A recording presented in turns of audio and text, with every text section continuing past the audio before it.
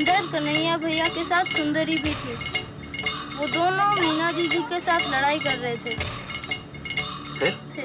फिर भैया ने मीना दीदी को पलंग पर ढकेल दिया। फिर कन्हैया भैया ने तकिया उठाया और मीना दीदी के मुंह पर रख दिया। फिर सुंदरी ने भी तकिया पर जोर लगाना शुरू किया। काफी देर तक उन दोनों ने तकिया दबाया रखा। फिर मीना दीदी ने छटपटाना बंद कर दिया।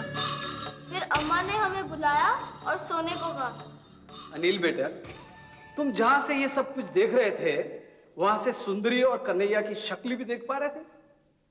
नहीं। इसका मतलब कि तुमने सिर्फ उनकी पीठ देखी? जी। योर ऑनर, इस हादसे को 1-1.5 साल गुजर चुका है।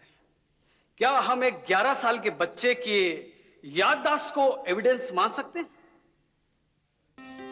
डॉक्टर लाल मोहल्ले में लोगों से पूछताछ करने लगे कि उन्होंने मीना की मौत की रात कुछ देखा या सुना था, लेकिन सभी लोगों ने पराई आग में हाथ जलने के डर से अपने दरवाजे उन पर बंद कर दिए।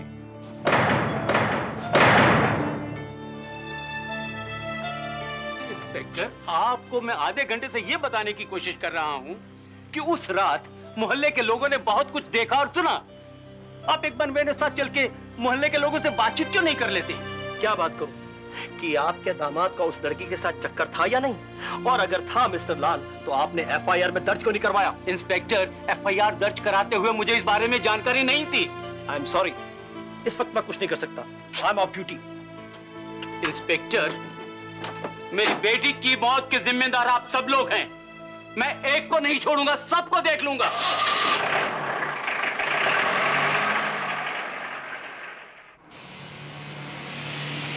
कन्हैया, क्या बात है? आज तू बहुत परेशान दिख रहा है। तू समझती नहीं है, पूरे मोहल्ले भर में थू थू हो रही है। तुझे प्यार सूझ रहा है। मुझे तो तेरे इरादे नेक नहीं लग रहे।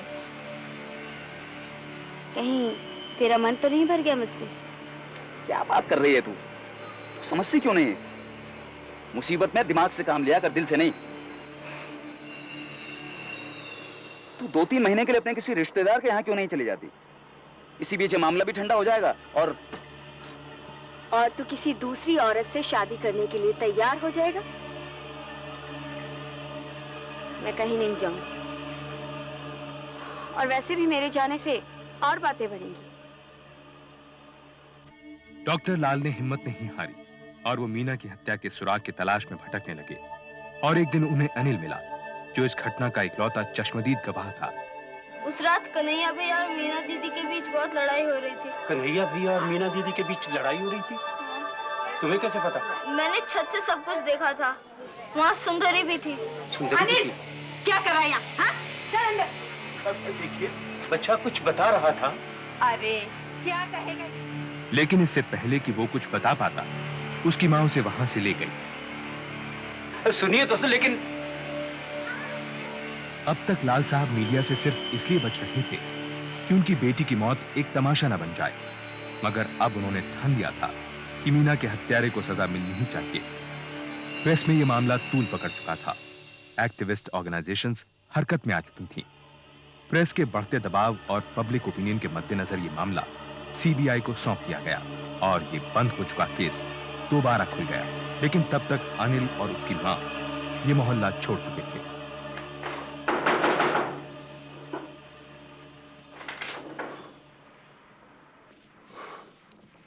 सेठ साहब, अब मैं कुछ नहीं कर सकता।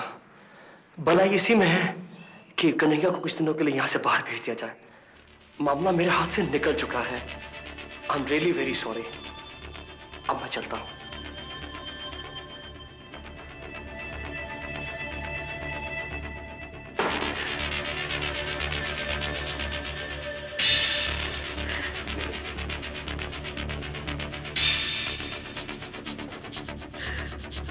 एक तो नई दिल्ली चला जा और अपने ठिकाने की खबर मुझे देते रहना। तब तक मैं तेरे दुबई के टिकट का इंतजाम करवाता हूँ। और सुंदरी, अभी तुझे उसी की सूझ रही है। सारे घर में आग लगाकर तुझे चैन नहीं मिला।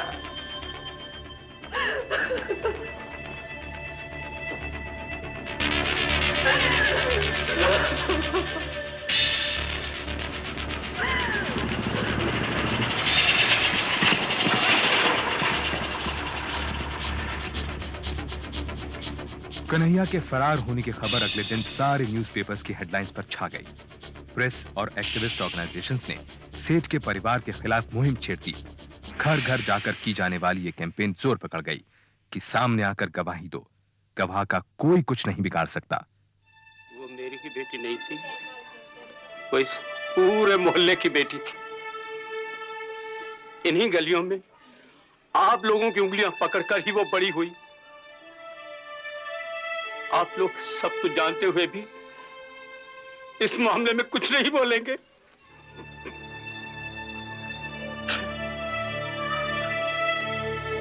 आज मेरी बेटी के साथ ऐसा हुआ है, ईश्वर न करे कल आप लोगों की बेटी के साथ कभी कुछ ऐसा हो।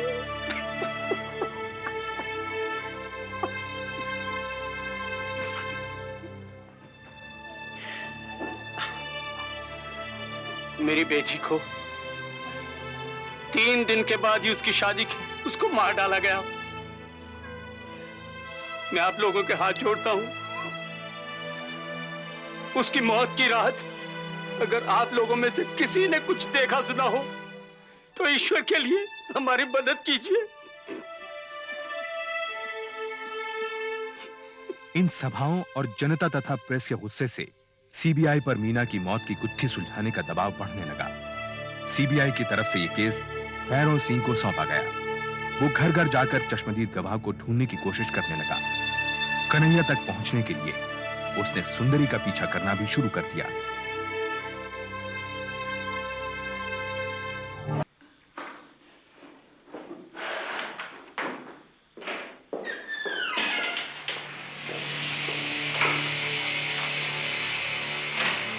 ये सुंदरी नाम की लड़की आप ही के ऑफिस में काम करती है? जी हाँ। Inspector Bhairav Singh, CBI crime branch. जी इंस्पेक्टर, देखिए मैं इस लड़की के डेस्क और ड्रॉर की तलाशी लेना चाहता हूं। मगर बात क्या है? ये लड़की एक मर्डर केस में प्राइम सस्पेक्ट। मैं इसका टेबल देख सकता हूं?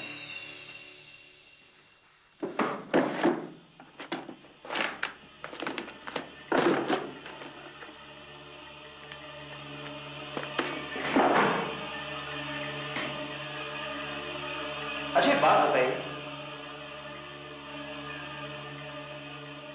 आपने कभी इस आदमी को सुंदरी से मिलते जुलते देखा है? जी हाँ, ये अक्सर इसे यहाँ लेने आता है। एक बार तो ड्रिंक करके आ गया था और सुंदरी से ऊंची ऊंची आवाजों में बातें करने लगा जैसे वो इसकी बीवी लगती हो। बाद में मैंने सुंदरी को वार्निंग देकर छोड़ दिया। ठीक है, अब कभी ये दिखाई दे तो मुझे इन्फॉर्म कर दीजिएगा प्लीज। इसकी नौबत नहीं आएगी। मैं सुंदरी को नौकरी से निकाल रहा हूं। Anyway, thanks. सुंदरी को नौकरी से निकाल दिया गया। वो जगह जगह नौकरी की तलाश में भटकने लगी। भैरव सिंह ने ख्याल रखा कि सुंदरी को कहीं नौकरी ना मिले। वो सुंदरी का लगातार पीछा करने लगा और एक दिन एक फोन करना है।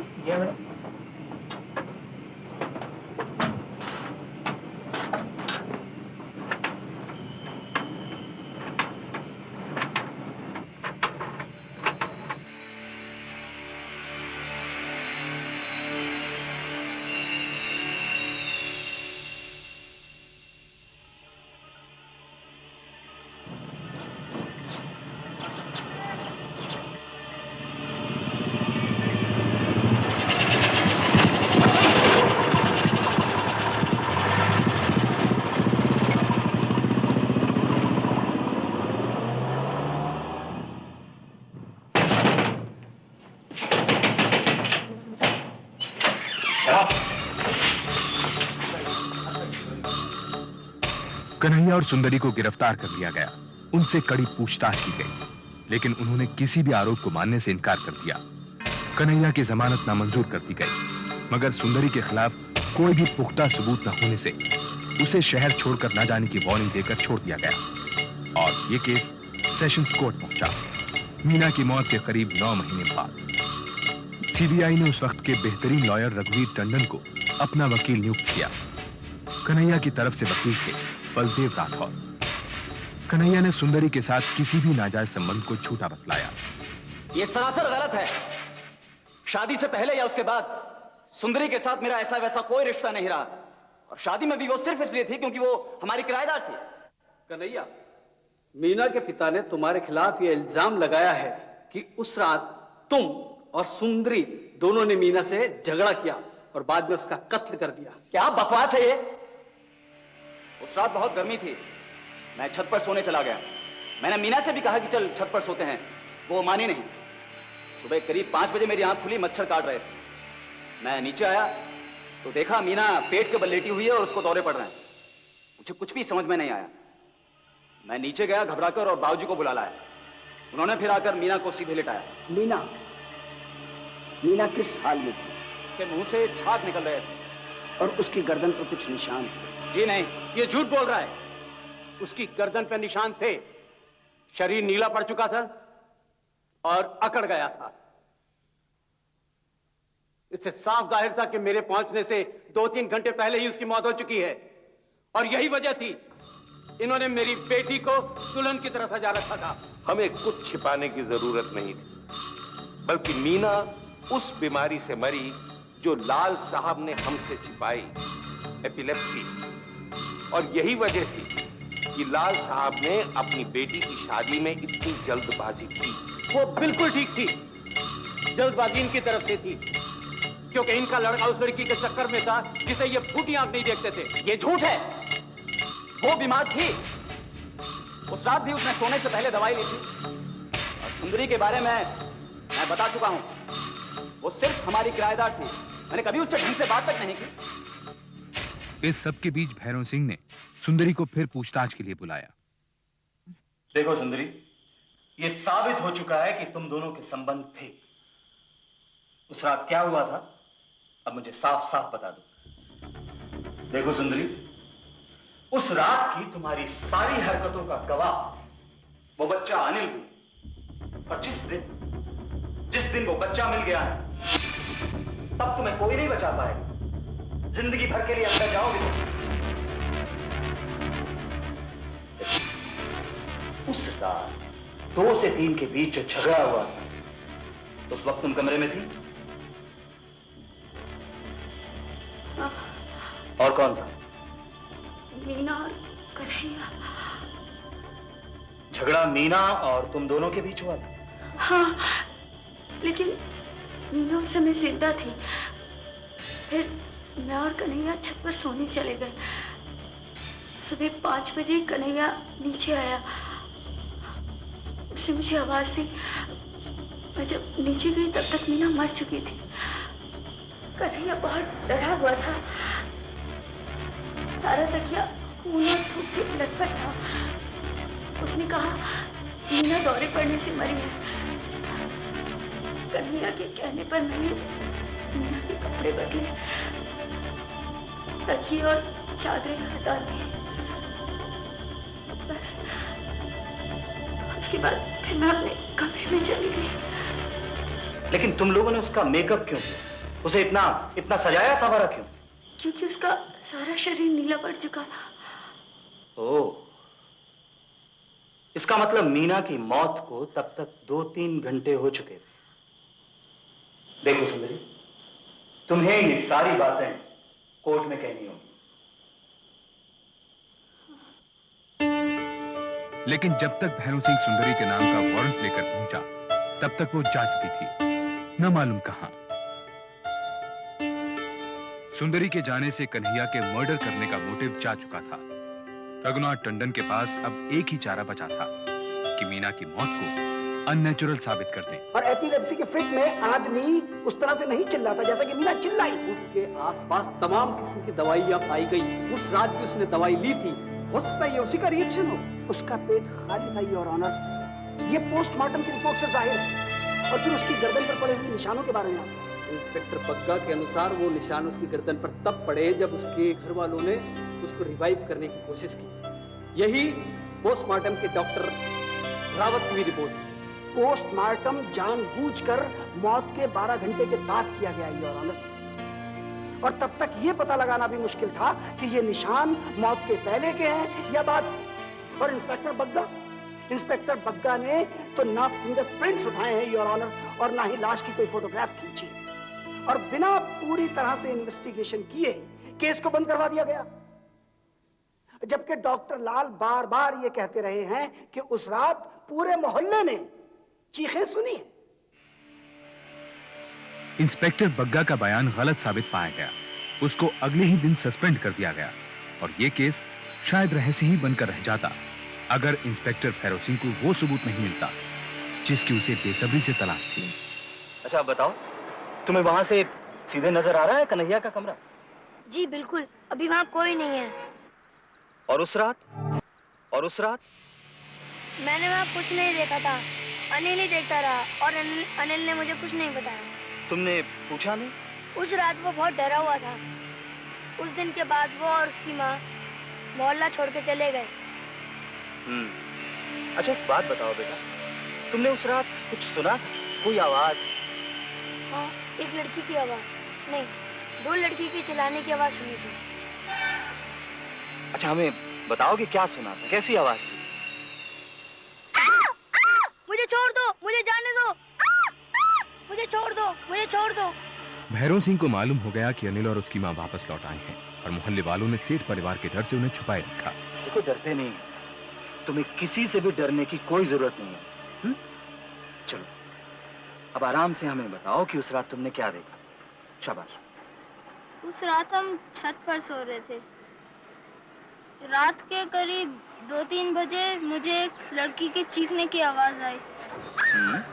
मैंने रमेश को उठाया और फिर दीवार पे चढ़ गया। वहां से मुझे कन्हैया भैया का कमरा साफ नजर आ रहा था। खिड़की खुली थी, बत्ती भी जल रही थी। अंदर कन्हैया भैया के साथ सुंदरी भी थी। वो दोनों मीना दीदी के साथ लड़ाई कर रहे थे। फिर भैया ने मीना दीदी को पलंग पर ढकेल दिया। फिर कन्हैया भैया ने तकिया उठाया और मीना दीदी के मुंह पर रख दिया। फिर सुंदरी ने भी तकिया पर जोर लगाना शुरू किया। काफी देर तक उन दोनों ने तकिया दबाया रखा। फिर मीना दीदी ने छटपटाना बंद कर दिया। फिर अम्मा ने हमें बुलाया और सोने को कहा। अनिल बेटा, तुम जहां से ये सब कुछ देख रहे थे वहां से सुंदरी और कन्हैया की शक्ल भी देख पा रहे थे? नहीं। इसका मतलब कि तुमने सिर्फ उनकी पीठ देखी? जी। योर ऑनर, इस हादसे को 1-1.5 साल गुजर चुका है। क्या हम एक 11 साल के बच्चे की याददाश्त को एविडेंस मान सकते हैं? गवाहों के बयानात और बाकी सबूतों से सेशंस कोर्ट ने अपना निर्णय 1 महीने के अंदर सुना दिया। मीना की मौत का राज अनिल की गवाही से खुल गया था। कन्हैया को मीना की हत्या का दोषी ठहराते हुए उसे आजीवन कारावास की सजा सुनाई गई। लेकिन कन्हैया ने इस फैसले के खिलाफ हाई कोर्ट में अपील की। हाई कोर्ट ने अपने निर्णय में कहा कि कन्हैया के पास मीना को कत्ल करने का कोई खास मकसद नहीं था। अनिल की गवाही को भी रद्द कर दिया गया क्योंकि वो मीना की मौत से करीब 1 साल बाद हुई थी और जहां से उसने इस घटना को देखा था वहां से वो किसी का चेहरा नहीं देख पाया था। जज ने यह भी कहा कि मीना की मौत रहस्य के घेर में रहेगी और शायद मीना की हत्या ही की गई हो। लेकिन कन्हैया को बेनिफिट ऑफ डाउट देते हुए छोड़ दिया गया। तब तक वो 2 साल जेल में काट चुका था।